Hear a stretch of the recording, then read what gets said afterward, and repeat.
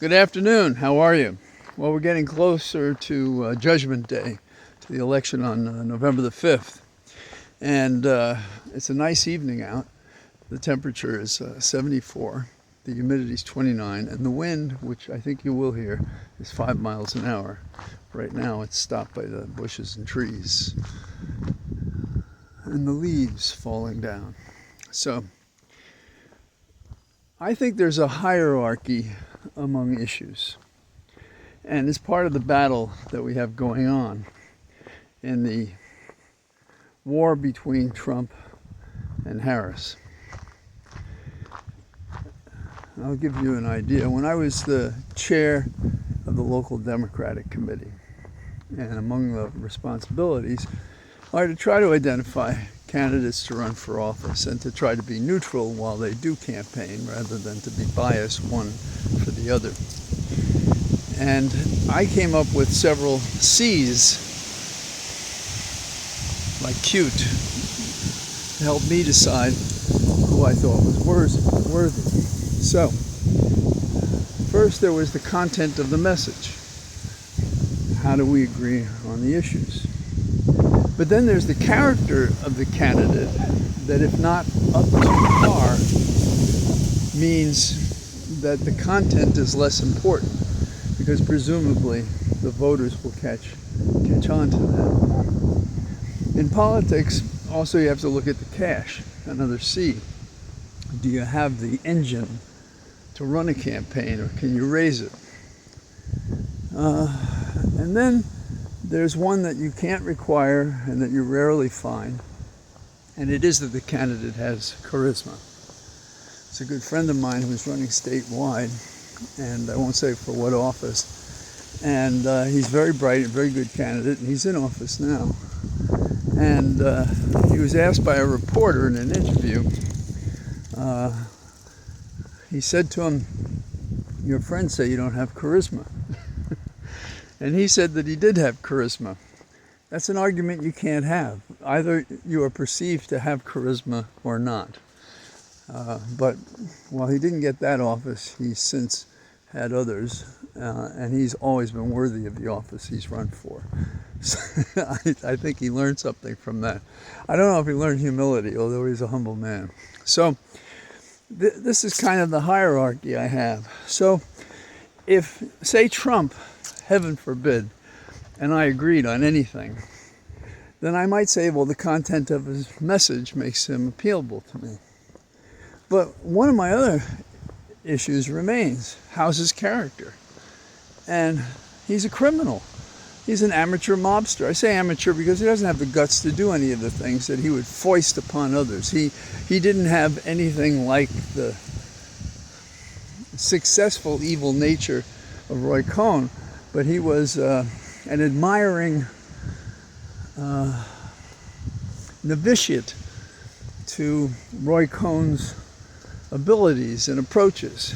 And he literally worships and gets encouraged all out of control like a groupie when dictators around the world say something kind to him.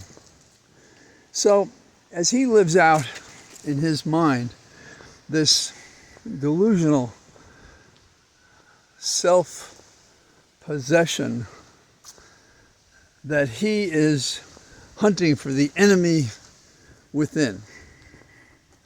It's ridiculous.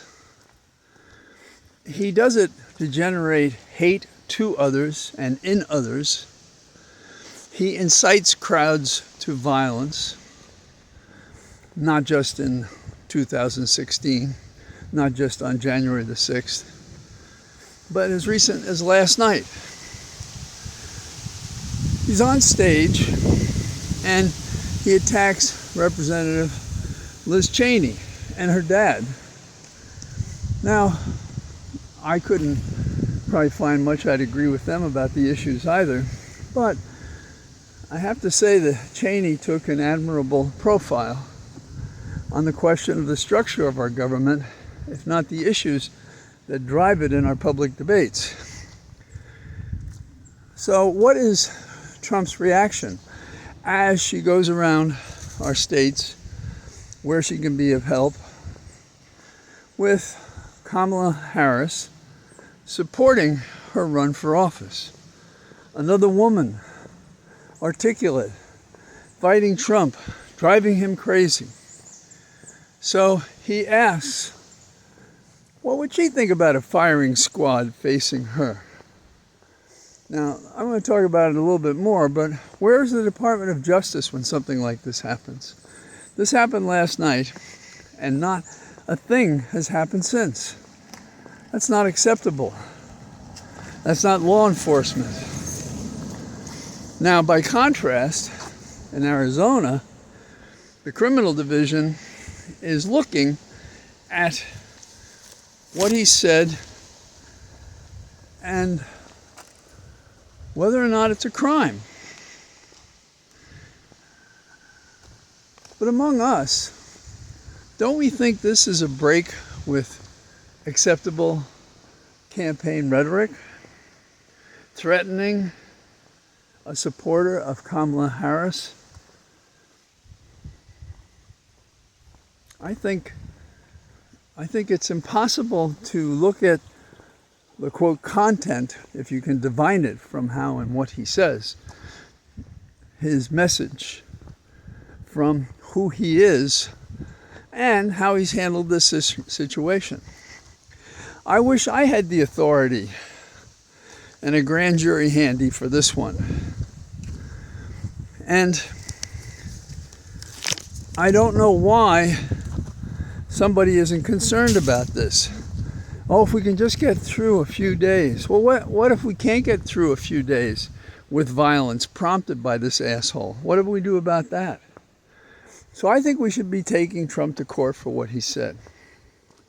And what he said were guns trained on her face. He said, let's put her with a rifle standing there, 9 barrels facing her, shooting at her. Let's see how she feels about that. Now, I'm partly paraphrasing because I don't trust my memory. But the exercise here as an investigator or prosecutor is to study whether that put her in apprehension of her safety. That's an assault. Now, a battery is an unconsented touch. I once represented a doctor who merely touched the chest of the officer by accident, although that was in dispute. And they treated it as a battery. But this is a very different category. And this is a very different putative defendant, Trump, because he's used smatterings of violence throughout his career, before he was even running for president, and since he's been president, and at points in between. He's the one who said, I can stand on Fifth Avenue and shoot someone and the voters would support me. Well, but the law does not. And that's what I hope they're going to find in Arizona.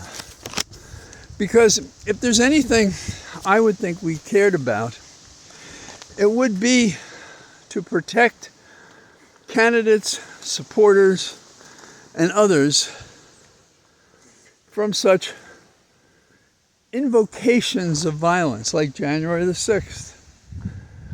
And it does appear that perhaps Trump endangered himself even by past statements like that. But he's desperate. He believes, I don't know that he's right, but he believes he's going to lose.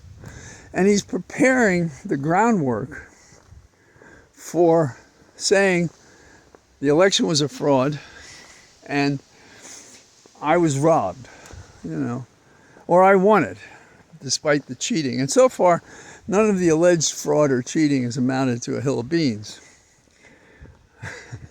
I like beans, I would eat beans, but it's a phrase we use, and I couldn't tell you why.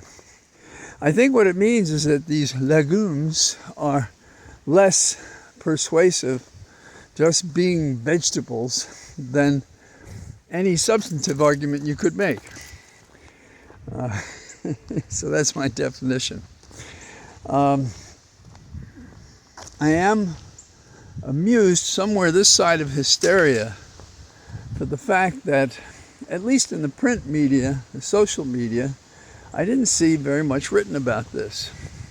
And in my hierarchy of consideration, the content of anything else he said pales by comparison to the threats he made to a prominent Republican political family, and specifically to a member of Congress who took him on and was active in the committee, the January 6th committee, to investigate his role when is pending a criminal case in D.C.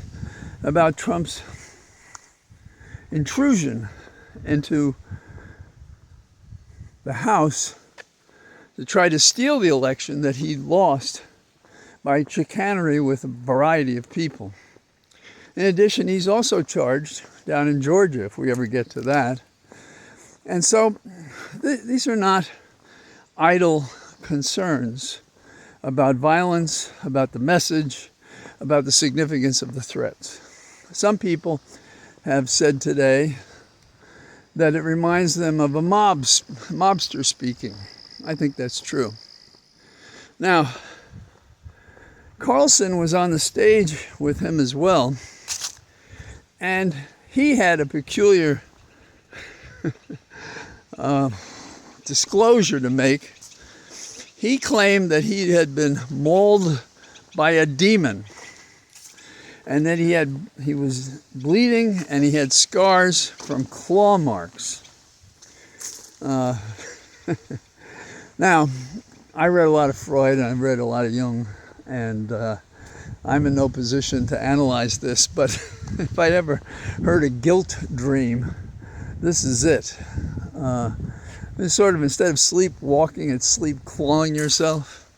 I don't know if he's on any thinners or anything, but this is the guy who hated Trump, is on the stage with him, and has dreams of being clawed and mauled.